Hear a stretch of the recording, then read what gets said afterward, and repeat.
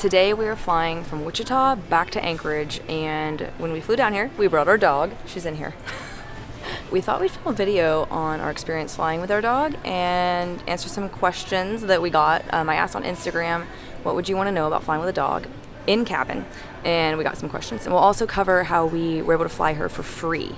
For check-in, they make sure that your dog is the correct weight. I think the requirement is 20 pounds and under, including the carrier. And they also make sure that the dog is on your ticket, so you have to do that in advance. They only have 2 to 4 spots, depending on the airline.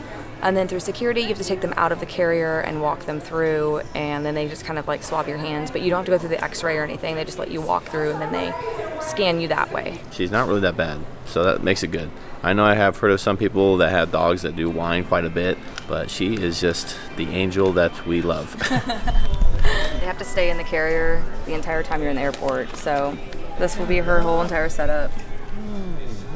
You're so good. I think it's more out of like fear versus her just being good. Yeah.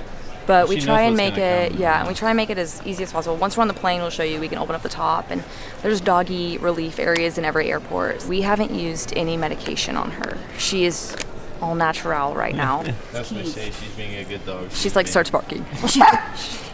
She heard somebody walk by with keys. Yeah, keys are in. This is so sad.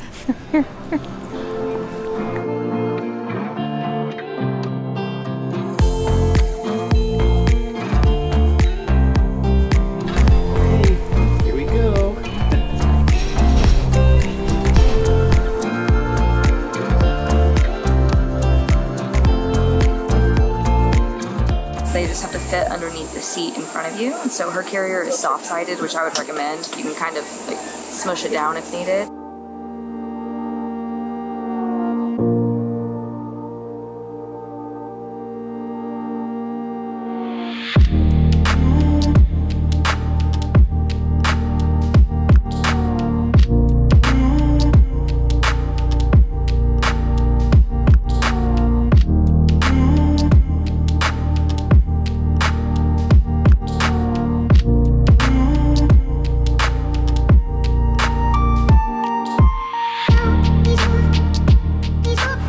First flight is done, and we're getting ready to head to the lounge. Ella did great.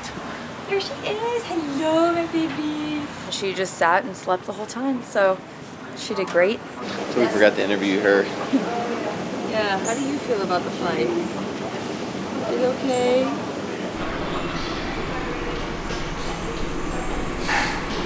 So we were able to come into the lounge with her. We came into the club ATL, which we have access to through our credit cards because we have priority pass through the credit cards. So the nice thing about lounges obviously is the free food and drinks, so we don't have to pay for anything on this 17-hour travel day. They allow dogs to come in if they're ticketed on your flight or a service animal. She's able to just kind of chill in her carrier. We fed her some food. We have about 20-30 minutes until our next flight, which will be over 5 hours to get from Atlanta to Seattle.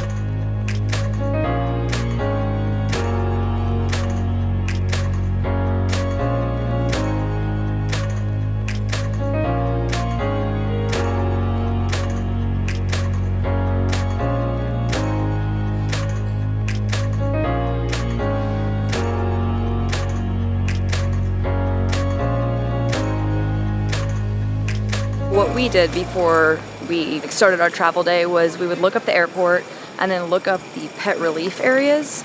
So we kind of just mapped our day around the pet relief areas. This is like a very different travel day for us, traveling with our dog, because everything's kind of based around her. Go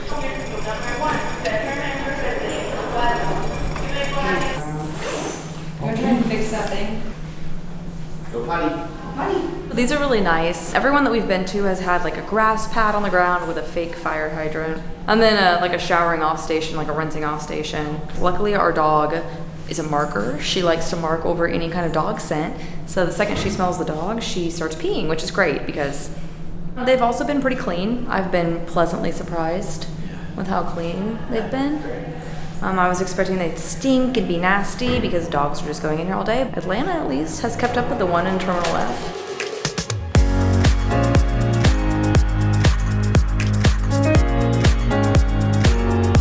We've gotten onto our flight. We cut it a little close, to say the least.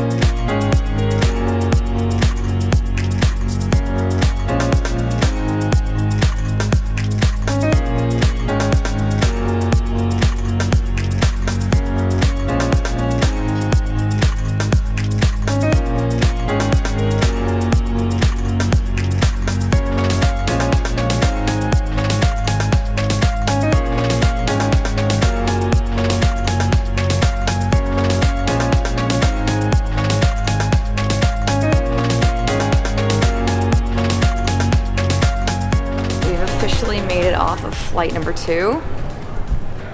Christian has so much stuff, and so do I. Where are we? We have one more flight left. We have a 3-hour layover here, about almost 4 hours actually. Our first stop in Seattle will be Ella going to the bathroom, and then we're gonna head to the lounge. I don't think anyone knew that we had a dog until the end when we had her like sitting on the chair. We were talking when we flew in.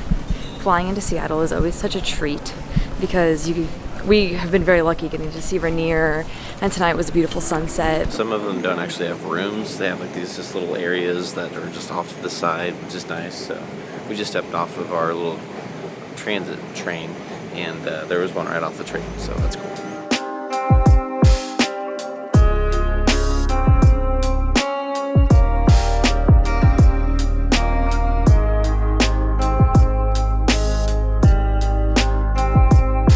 We've made it to the lounge, so we get to sit here for almost 3 hours, and I am so excited.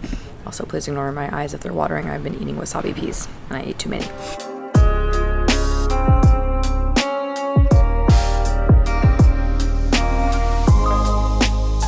Too much queso, too many brownies, too many options for me to eat.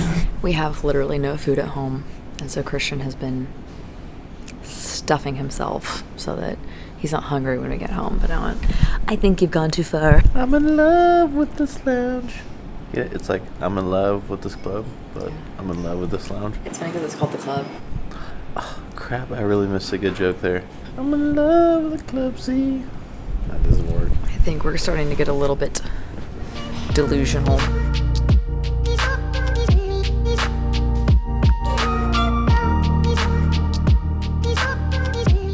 Asked on Instagram, and we actually got quite a few. Any recommendations on an airline-approved carrier? Well, there's honestly a bunch on Amazon. The dimensions, I believe, are on most airline websites. Just make sure you get one that says like airline approved.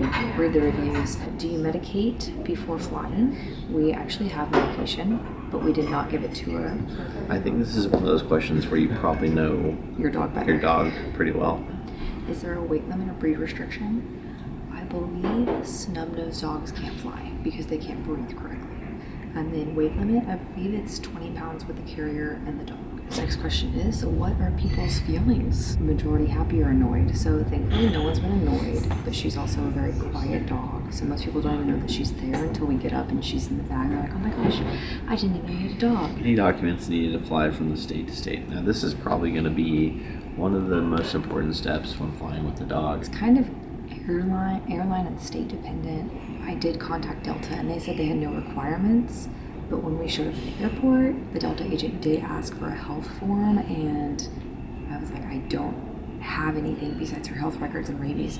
What they really want is your dog to be over 8 weeks old and to be rabies vaccinated. Thanks for the questions, you guys. We always like answering questions, especially when we're out and about doing stuff. She needs to go back in the bag. We need to put her back in the bag.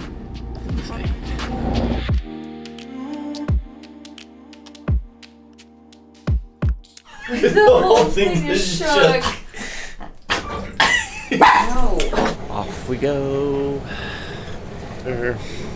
She is so done with us. We are on our last leg. We're hopping on the train to head to Terminal A for our last flight to Anchorage. This is a 17-hour travel day. This is longer than we've gone when we've gone overseas. This is our last train. Head to the gate. I think we're losing it. There. Am I gonna fall? Am I gonna slide off? Am I gonna slide off? Am I gonna slide off?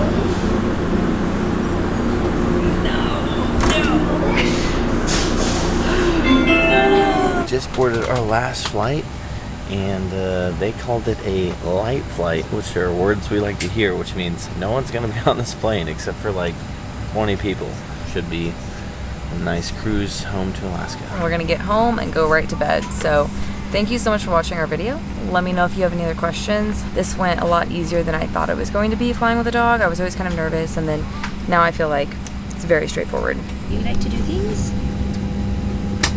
She is in her carrier, even though it looks like she's not. Bye. Thanks for watching my video. Thanks for watching.